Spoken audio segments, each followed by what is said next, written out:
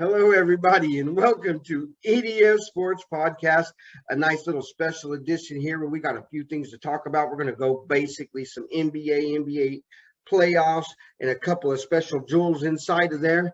I'm here with Mr. Jack Neary. How you doing, Jack? I'm doing excellent, Paul. How you doing? Hey, living the life here in Florida, right? You're now good. Yeah, look at him. He's got the flamingo. We all know where he's at now. Mr. Flamingo, man, back there. What's his name? I haven't named him yet. I'm thinking Phil the Flamingo. Phil the Flamingo. I like it. See, there you go. Now we're talking.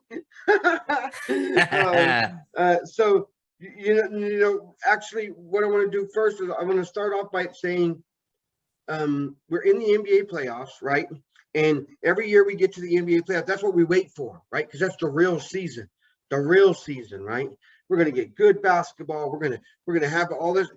And since the conference started, the conference semifinals started, there have been 35 games, okay?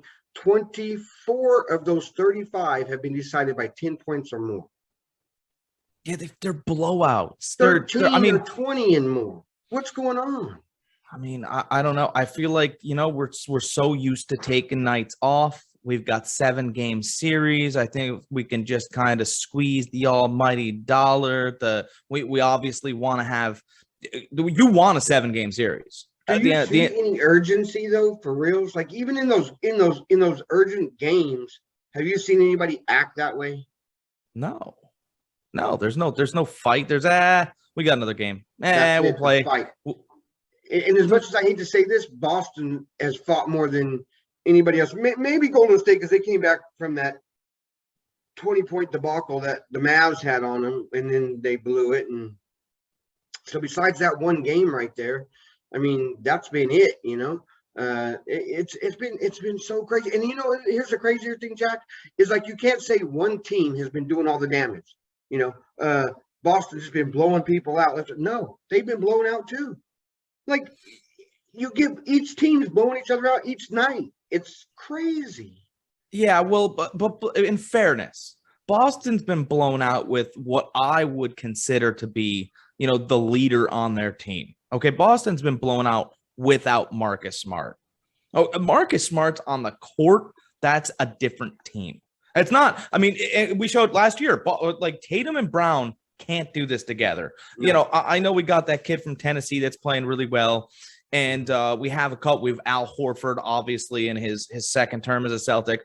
But Marcus Smart, to me, there's the 3 most valuable players to their teams, right? Marcus Smart's the most valuable of the Celtics. Jimmy Butler's obviously the most valuable to Miami. And Draymond Green is the most valuable to the Golden State Warriors. Because there are nights where Steph Curry just looks like he's tired and he knows that first time out is coming. And that junkyard dog, Draymond Green, is going to start screaming at him. Mm-hmm. He just does. And he's like, am I going to have to hear this for another 3 quarters? All right, I'll go make 4 or 5 threes. That's why I said, and I'll say it right here on here right now, the Warriors better take advantage of this, get to these finals, and win this one, because to me, this is the end of that. They've been doing this since 2015, right? That's a long time. Their time has now run its course. Yeah, they got some pretty good young players, and then you sprinkle in the thing. But think about what the league's going to be like next year, and especially the West. And to me, take advantage, Golden State, get this one and call it your write-off that you do, because I don't see it going on any longer than this. Is Curry staying? Because that's the only question. No, I don't. I can never see him. You know what? I think he's really one of those guys. Like I don't see him leaving. So he's going to carry them for the rest of his career. Because he, to me, he's not a carrying guy. Nah, he's not. I don't think. But I mean, I think he's just that type of guy. You know what I mean? Like he's going to be in Golden State forever. But then again, I could be wrong, because you know how these guys are nowadays. LeBron gives a little phone call, and who knows what happens, right? He's a Laker, and can you see? I mean, it was just interesting about what Michael Jordan said. He goes, Steph Curry in this era kind of reminds me of how I'd be playing. Mike's starting to get a little savvy now, and be like, hey man, I know you like Charlotte. Dad played in Charlotte. I just, he's laying a little bit of butter on that bread. And, if the bread's cooked just right and the butter starts to melt into it. That'd be a little interesting, right? Ball kicking it over to make let Curry be more that come off the screen, catch and shoot. And that's my play. First of all, there are athletes in Charlotte. Okay. Oh yeah. They got a nice little team, really. You can move a couple players and possibly, look at Draymond can be bought. All right. Yeah. And I think that's who I would see leaving. Right. Actually. You would see somebody making a trade and saying, you know what, he's what we need to get us over the hump. Bring us a guy like Draymond. We have some stars. We have some, whatever. We need that guy. So I could see somebody making that move to get him, and Golden State saying, hey, we might as well get some young, maybe some picks, some young guys to get this thing rolling back where they want to get going. Because the way the team sits today, I don't see them doing nothing next year. And by the way, that Golden State contract isn't worth as much as it used to be with all the taxes in California. Yeah. Hey, look at gas is going high. All these things are going higher, and a lot of it seems to be in the Golden State. Yeah. They always get hit hard. That place. That's why I would never. Okay, I'm not going to get into California. I'm not going to bash you, California. I don't have to. I'm just saying you're going to lose athletes. No. You're gonna lose athletes, right? Yeah. So let's talk about the series that's going on with Boston and Miami, and that's been crazy. But again, I think Tatum has taken over and shown that he is one of the men now in the NBA, and I think that's been the difference. And the fact that Miami doesn't really. It's funny. I don't want to say they don't have nobody, but it sure seems like they are depleted somehow. Well, okay, so Bam Adebayo's a 2. What he wants to do is, he wants to score 18 and give you 15 rebounds. Okay, he wants to work hard, maybe 2 or 3 blocks. He's a valuable piece. Mm-hmm. Miami needs Miami needs a hero. Oh, yeah. Okay, they need Tyler Hero to be healthy because he's just a scorer. If you look at, Miami maybe this offseason, I'm just spitballing saying that they're going to, that they may lose. Okay, but if they brought in a Jordan Clarkson, look out, because he's a walking 16 off the bench, and that's what they need right now. Right? Kyle Lowry doesn't have it anymore. Right? He looks like Larry Holmes fighting Mike Tyson. Right? In the 3rd round, the clown gets knocked down. Right? That's what Ali said. And, in the 3rd round, sometimes it looks like he isn't even going to make it down the court. Like he starts pointing right away when the fast pace starts. He's like, I'm not making it. Somebody get the guy. Right. That's what Ali would have said. Right. In the 3rd round, the clown gets knocked down. That's what happened to Holmes versus Tyson. Lowry doesn't have it anymore. Okay. Yeah. Right. So you got Adebayo, Hero's injured. Who else does Miami have besides Mike's kid? Oh, now we're talking. If I could be like my, okay, no, I get you. I remember the commercials. But I love those. I love those. So we're talking Mike's kid. Now it's funny that you say that, and I know everybody who listens, you guys have got to have already gotten into this. We know that there's a big thing going on right now. Jimmy Butler, Michael Jordan's. What would you call it? So here's the full scoop, and it just kind of surfaced on YouTube, and I think it's fun, and I think it's true. Back in February 16th, there was an anonymous source. Okay, that's just what it was. Yep, there was an anonymous source that sent a message to Trez Owens, and Trez Owens is the #1 sports gossip blog. In case you guys are wondering, the report was the child out of wedlock Jordan would not claim in 1988 in fear of destroying marriage. Child took on mother's name of Butler. Oh, no. It was reported he paid off mother as not to tarnish his role model figure. After 13 years, mother kicked child out because payments stopped. Here's another part of the story. Jordan even may have visited the woman while she was pregnant in the hospital and dropped off 23 roses. Oh, well, hey, appropriate. That face Okay. recognition, by the way, is 97.5%. I just got to say, because I found this one today. I had some other ones that were okay. I mean, you guys decide. I mean, take a look. They were pretty good and stuff, but come on. I'm not his kid. This one right Look at here, me. Hey, this one right here has me going, man. I mean, look at the nose, look at the ears, the chin, the smile. I mean, if you put Mike on Maury, he's paying back payments, right? What's that? If you put Mike on the Maury Povich show, right? You are the father of Jimmy Butler. Oh, the crowd goes wild right now. We need Maury or we need Springer, right? That's what we need right now to get to the bottom of this, because this one right here, I was kind of in it as just the before, but after this one right here, I'm fully invested now, because this can't be coincidence. I mean, Miss Butler, contact the show. Yeah, please. I'm serious. I'm not even joking. I think that's Michael Jordan's kid. The way he plays, the way he talks, the way he acts. He doesn't care. If you are listening for reals, get a hold of it. We will get to the bottom of this. We will give you your time. We will let you tell your side, your piece. And Jimmy, if you want anything, I know how you are, Jimmy. I know you don't recognize, but we've seen each other before. I know how you are, Jimmy. But if you want to talk, give us a call too. Come on, hit us up, Jimmy. We'll put you on. And of course, we know Michael Jordan's got to watch us. So Mike. Jimmy Butler goes to war, though. I mean, let's all kidding and fun aside. I know what you're gonna say, because it's almost exactly, isn't it? Like he gets this look like and that's it, man. I'm dropping 15 this quarter, and whoever's coming, he doesn't care. He's It's the same mentality of Michael Jordan's like, I would take James Worthy in my starting five. You ask Jimmy Butler who he wants to go to war with, and he'll let you know. After game one, Jimmy Butler dropped 41 in game one while the Miami Heat stomped on the Celtics, right?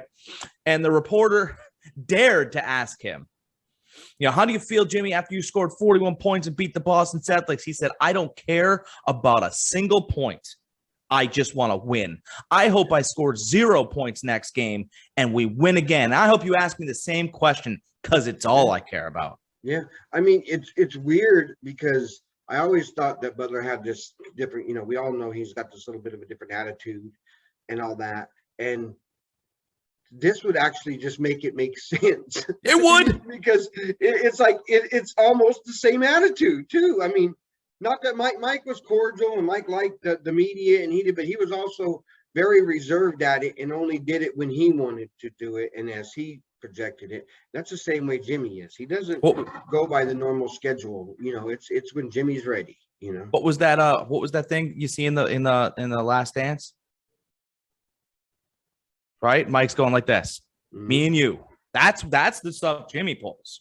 And in case you guys were wondering about his the other day. Yeah. In case you're wondering about his exodus in Minnesota, it was an argument he had with Karl Anthony Towns, whereas he said, if you're worth the money, let's see it in practice. And he rolled the ball at him and said, let's play one-on-one. I remember and Thibodeau called the practice. I remember that. That's it. Honestly, if we're going to keep going with this, is that not some MJ stuff right there or not? I mean, I think he's done that same thing himself. Now, here's what I want to really ask. Do you think Jimmy's seen this? Do you think Jimmy knows? Do you think he thinks a little bit? Because, if you saw that report, you'd start thinking you might be Mike's kid.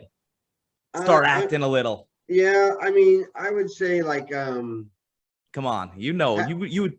Has he hit his mom up? That's it. At any time.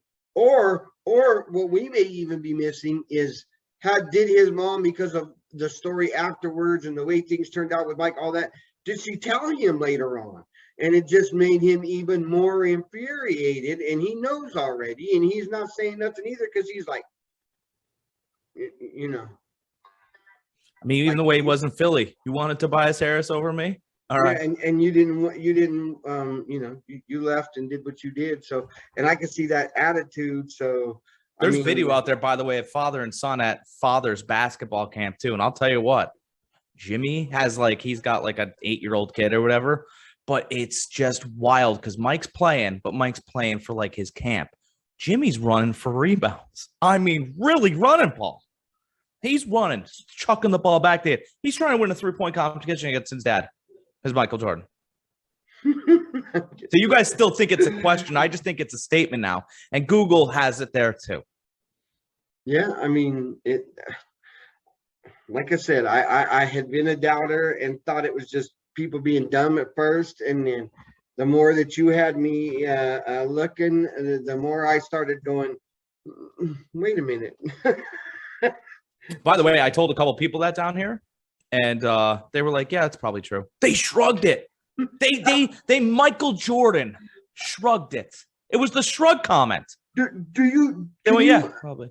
Can we think about it too in this context that all those players back in those days, they all had a baby somewhere. Like they come out always like so far-fetched. No, we have to get somebody, give us more. Send me theeverydayfan.com at Yahoo. Wait, theeverydayfan@yahoo.com. There you go. By the way, fan at yahoo.com. Send us whatever you have on Michael Jordan, Jimmy Butler. In 1988, the Chicago Bulls played the Dallas Mavericks, and you're like, "Well, Dallas is in Houston, Jack." You're right, but they had 3 days off in between playing the Dallas Mavericks. Maybe they went to Houston and partied a little bit, you know? Oh, he always used to do that. Yes, he would always take off and go to the.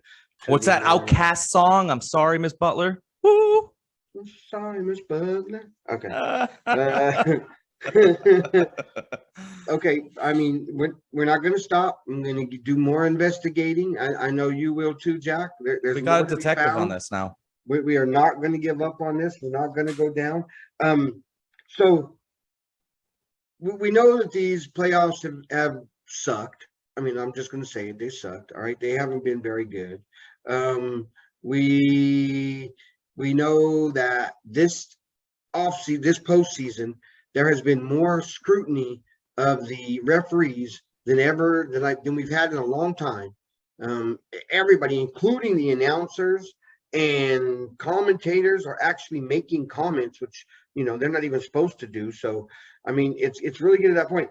So, finally, a couple of ex-NBA referees, and I'm not gonna say you can look this up if you want to, but have came forward and helped out a couple of what kind of firms were they? I'm not sure, but they did investigation and did all the numbers, the number crunching and all that, and they found out that there is no such thing as makeup calls in the NBA. Okay, no such thing as makeup calls. In fact, when they looked at it, the calls that came after a so-called bad call were 50-50. So it could go either way. It wasn't going for one team or the other. But I got more to say. But before that, Jack, what do you think, just on that statement alone, that they found out that there is no such thing as a makeup call in the NBA? Well, I saw a makeup call. I saw him when he made a natural basketball move and Wiggins posterized Doncic. I mean, it's everywhere. But you have to understand, like, if Bird wasn't 6'9", he'd probably get a couple posters, if Dominique jumped over him or whatever, right? Wiggins is more of an athlete than Doncic, and Doncic is more of a facilitator. It's just it's apples and oranges, okay? But the second play down, now Wiggins went up like this because it's a natural move. Well, his arm is out here, and Doncic went to block him, and he caught the rib a little bit, whatever. He cried, complained or whatever. Well, the next time down, Wiggins just kind of came around the screen, barely touched Doncic, and they blew the whistle. Mm-hmm. That was a clear makeup call because Doncic argued. Okay, I'm going to tell you what they said about that. All right. Now, what they said is that is a natural human instinct that they can't control or don't control. In fact, they go to training for weeks to learn how to not make that call right there because of a natural human instinct to give somebody more of a cushion, more of a buffer. So since they had the bad call, you're going to be extra touchy on that fact. You're really going to be looking for something on that next one. Now it's not that it's a bad call, okay? It's just you're going by the letter, You're really looking, and that's human nature. and that they spend weeks to get rid of that human nature. But the only one that can go by the letter is the judge, not the lawyers. And in my opinion, the referees are the lawyers. They're in the middle of the game. They do have skin that's involved. The judge gets paid no matter what, right? So my whole point is you know what a human emotion that you can't get rid of 100% in the heat of battle? Aggravation. Like you can subside it all you'd like. You and I both, on certain levels, throughout our day, catch it, right? Traffic or whatever. Traffic's everybody, right? But there's just, your kids or this. Or sometimes you just get, it's too much. You get aggravated.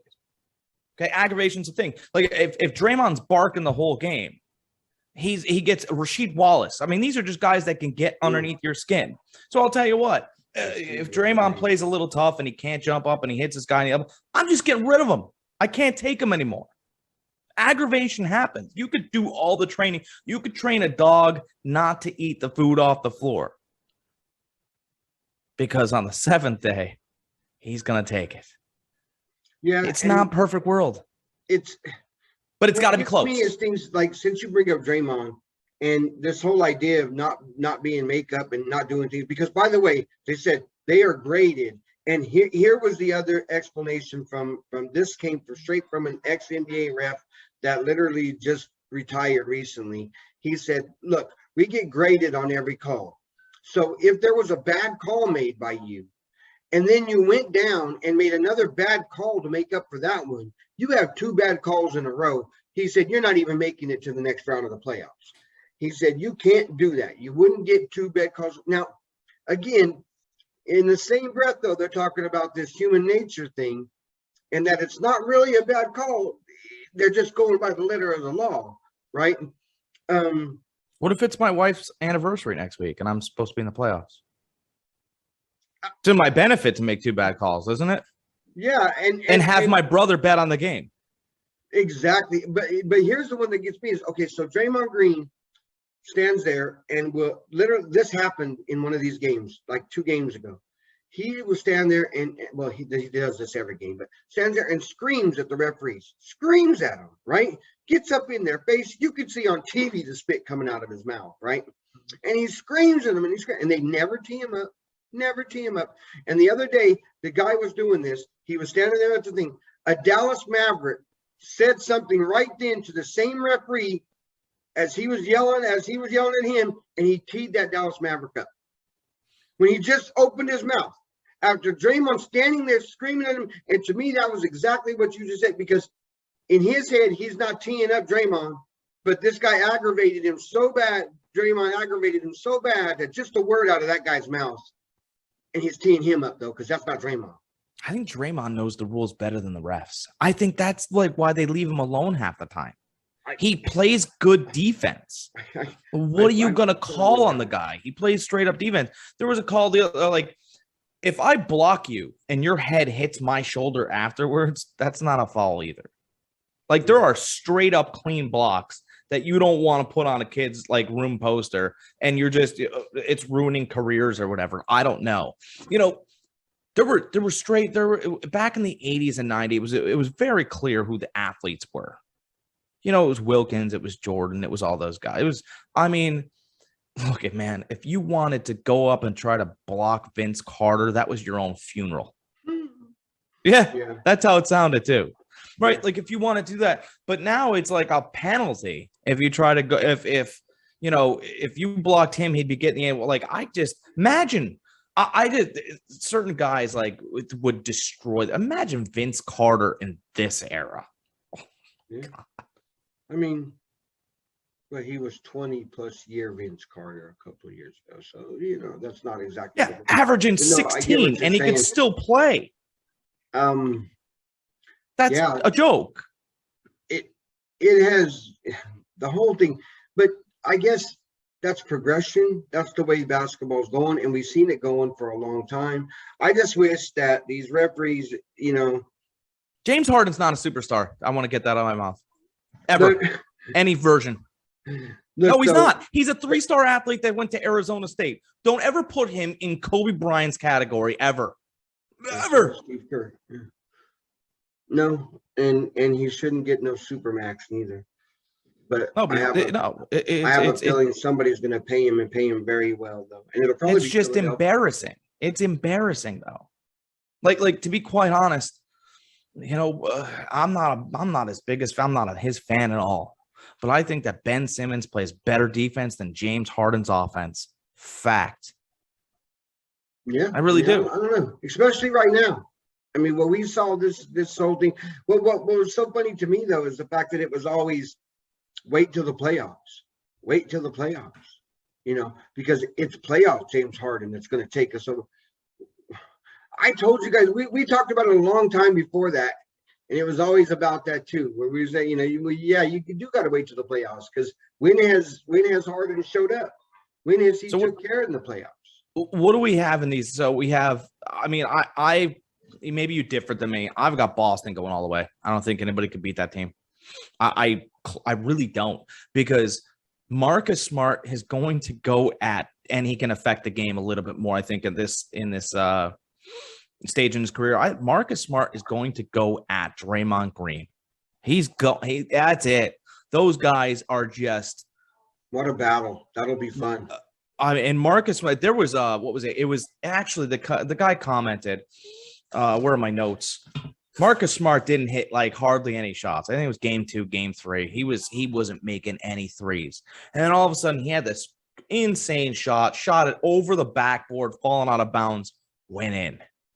Then he hit his next 3 threes and they go, oh, Marcus Smart's cough. I'm like, dude, Marcus Smart doesn't care. He's never cared. He's a bruiser. He's 6'3". He knows what he is. And he's just going to go out there and I don't care about the talent. I should.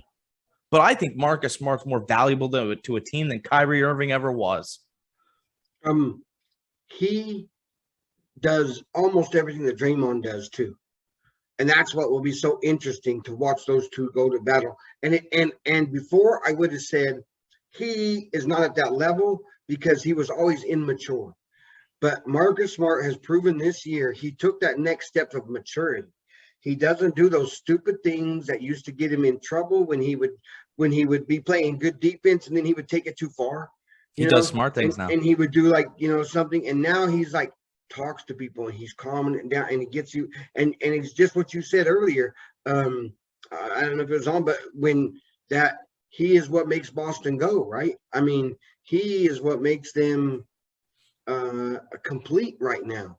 And to go even further about what you said too, yes, I do think Boston is going to go all the way. I think they are going to take it off. And the reason being too is their defense and the fact that they have the people to actually stop anybody that Golden State has out there to shoot. They got the defense for it. I mean, Al Horford comes off the bench. Who's got Al? Yeah, they don't have nobody in that second. I mean, that's what I'm trying to say. Boston and their defense though goes all of them. Let's not. Like who would you switch off on? Who are you going to put on the spot with Boston? Who are you going to switch over because you got to have them on D? Like they don't have one. I mean, let's not pretend that Klay Thompson's aging like Reggie Miller either. Like let's stop. Like people, Klay Thompson, he could be one of the never. That was before. Stop it. That was never though. Yeah, I never believed it. Yeah, and he's good. He's just not. They're not what they was. Those days are gone. That 2015 through 18, where they were beating everybody by 100 points because they had and Katie. I mean, Reggie Killer carried Indiana forever, though. Yeah, but he was number one. Thompson's not number one. They're not the same league. Not close. I know they give it to him. In fact, funny thing about that is like I was one of them games that was blown away again, and I laid down to watch the game, and all of a sudden, you go out while you're watching it, right? And I'm starting to go out, but I'm listening to the game, right? And I realized that after about 10 minutes of listening to the game, I actually thought that the other team, that I think it was the time when Dallas crushed Golden State, right? And for a while there, after 10 minutes, I'm laying there, I thought Golden State had came back and it was winning. Like, because no matter, even when Dallas was making the shots, the narrative was still how good Golden State is. So they were losing, but yet if you just listened, you would have never known that. I think athletically Boston's better. I think physically Smart's going to bring it. That's just like you said, sometimes the rain is over and the torch is getting passed. Tatum's better than anybody not better than anybody that Golden State has, but like Golden State, he might be. Here's the thing too, and everybody wants to put Steph in there. And like lately, you've been hearing, why isn't Steph in the same class as the Michael Jordan, LeBron talk? Why is not Steph in the Because have you watched his defense lately, everybody? There's a big difference in him and who he can guard, right? And there's a reason why Luka tries to switch off on him every chance he can get, right? Give me Curry, please give me Curry. He tries to get him. Curry runs around it right away, gets away from it. That's why he shouldn't be in that talk.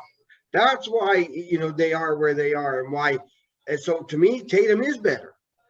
Tatum will be the best person on the floor during that series. Yeah, and Jaylen Brown's probably the second best player. They got the two best players.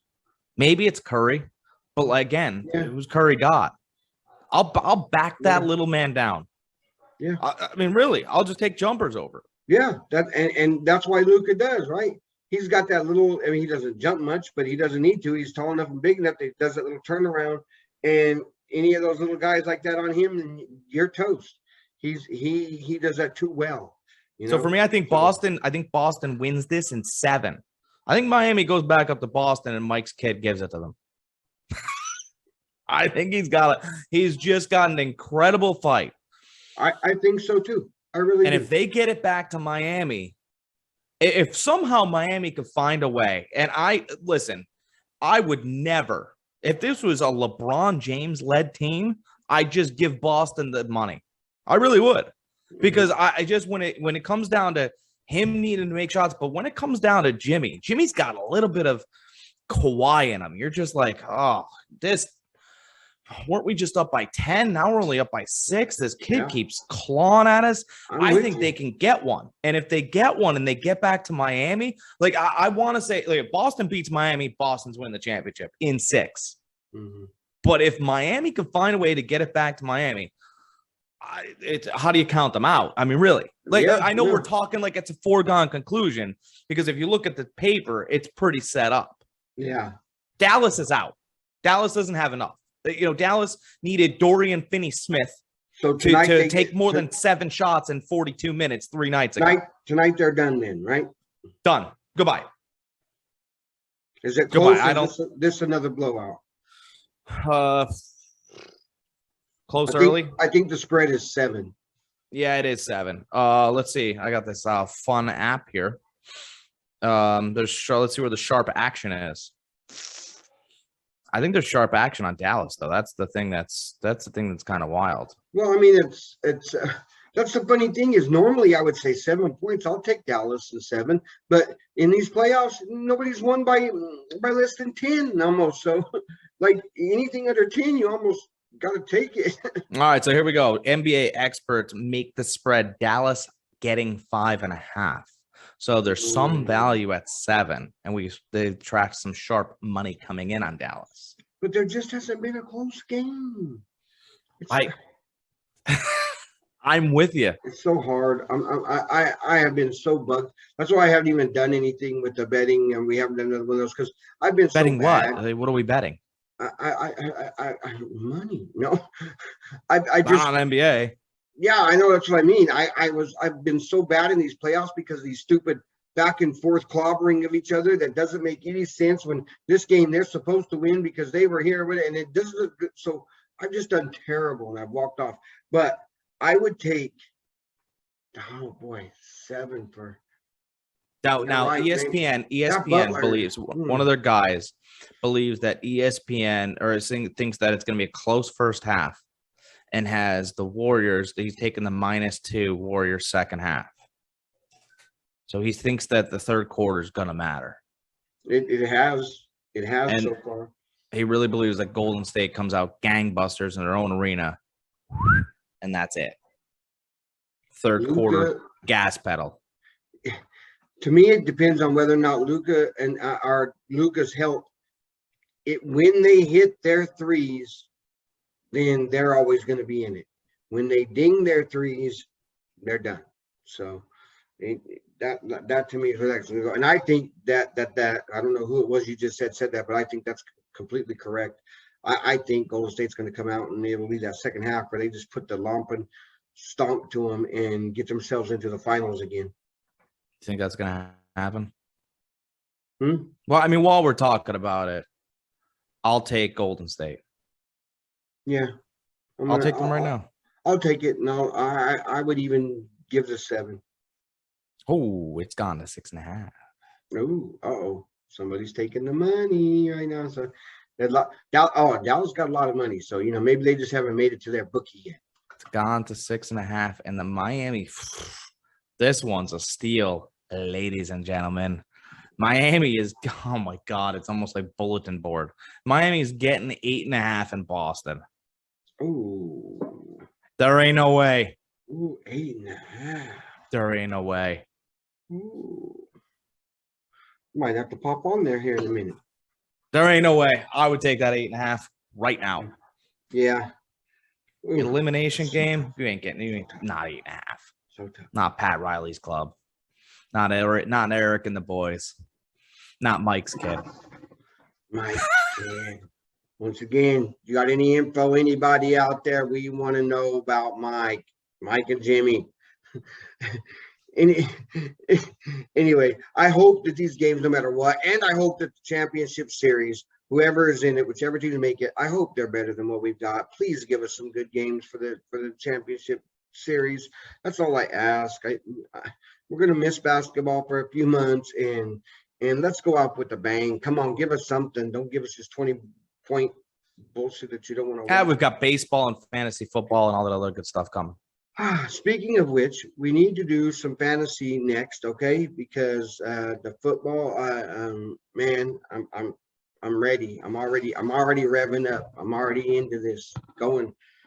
So I don't get into doing, and we'll be doing it soon for sure. But I don't get into doing it because there's everything speculation. And it's all about last year right now. So we can do a couple episodes on last year and what you think and the stats and all this other, but it's all last year. Yeah. It's all contracts. It's all, I'm holding out. But when we get to camp and the rumors start flying, that's what I like to hear. Oh, who's catching the ball? Who's throwing? Oh, that guy's throwing. He's really involved in the offense this year, huh? Mm-hmm. Yeah. Then we'll know some sleepers to those guys, because I know in my heart, from what I've been looking at so far, there's going to be some good ones. There's going to be so many good ones down there that even in your daily draft leagues where you're getting, you're going to get a guy like Cortland Sutton, and he's going to be $400 on there or something. I mean, you know what I mean? Can Chenault break out this year? Yeah, and I mean, see what I mean? Like, you're going to get receivers cheap in those leagues that are going to give you productivity. I mean, a lot. So this should be a fun year or whatever for that too. But right on, Jack. This was great, man. We did the NBA playoffs. We're getting to the end finally. We have officially started the EDF Sports investigation into Michael Jordan and Jimmy Butler. We will not stop. We're like TMZ now. We will not stop until we get to the bottom of it. Send us all you got. If we get something, Jack, I'll hit you up, man, and we'll do a special break-in. I think it's real. Thing, so we got that. But man, Jack, I appreciate coming on, man. Thanks so much for having me, as always. And let's make sure we do it again. Yeah, for sure. All right.